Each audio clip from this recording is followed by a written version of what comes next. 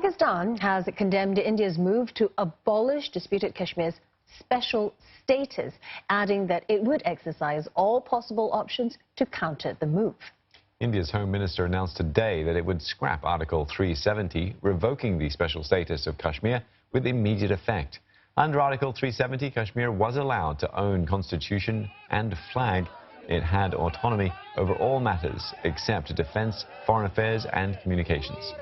And for more analysis, we're speaking to Dr. Ronojoy Sen, Senior Research Fellow at the Institute of South Asian Studies, National University of Singapore. Thank you very much for coming in and speaking to us. So the question is, why the rush now to revoke the special status on Kashmir?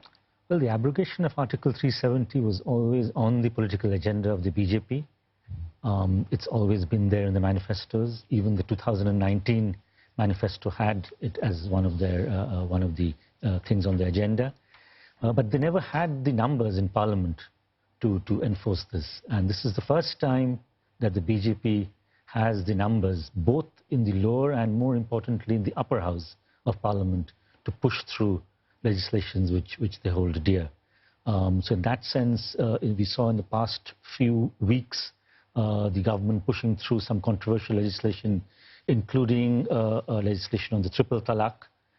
Again, the upper house had been an obstacle for these legislations, but that wasn't so. So I think that really is the imperative, the numbers that they have, which now empowers and enables the government to push through these kinds of legislation. And what does it mean on the ground then in Kashmir for the people living there, the fact that this Article 370 has been scrapped?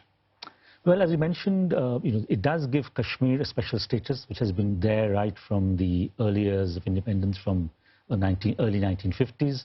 So this is something that the political parties are not going to take lying down.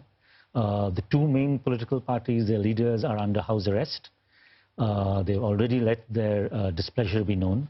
So in that sense, I think we are in for political turmoil, even though the government might be taking a position, whatever position they are taking, but it all seems very unilateral and imposed from the center. None of the stakeholders have been consulted. And this political turmoil is coming from within India. This is before we've even discussing Pakistan. Right, this is from within the Indian-administered part of Kashmir, where even the political parties, the mainstream political parties which have been part of the political process for all these years, even they are likely to be very much alienated by this move. So what about the people, in Kashmir, those, the regular folks, what's going to happen to them? How is it going to change their lives? One of the things that really riles the ordinary Kashmiri is the heavy presence of the army. And over the years, we've seen some reduction of the army presence. But in the last couple of weeks, we've seen an enormous infusion of troops into Kashmir. I think upwards of 25,000 troops. So this is something that the civilian population is not going to like. The presence of boots on the ground has always been a source of tension and discord. Yeah, especially in Kashmir. Talk to us about Pakistan then and sort of their view on this and how they're likely to respond. Well, I think the Pakistani foreign minister has already let it be known that Pakistan is going to go to different international fora, including, of course, the UN. But I don't think that's really going to have much of an impact on the Indian policy. India is going to say this is an internal matter, and the Constitution allows India to abrogate Article 370. So I don't see the Pakistani pressure as having too much impact on the Indian government's decision.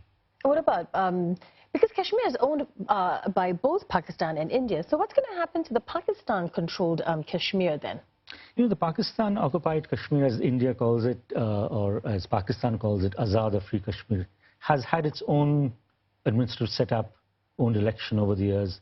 So I think the status quo regarding Kashmir between India and Pakistan remains, even though I think this will lead to a rise in tensions.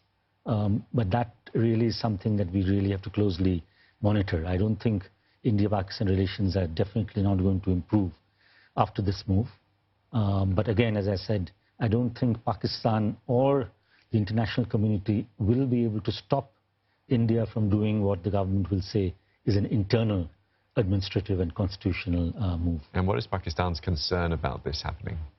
Well, I think Pakistan says that Kashmir is a disputed territory, and it's been with the UN ever since partition happened.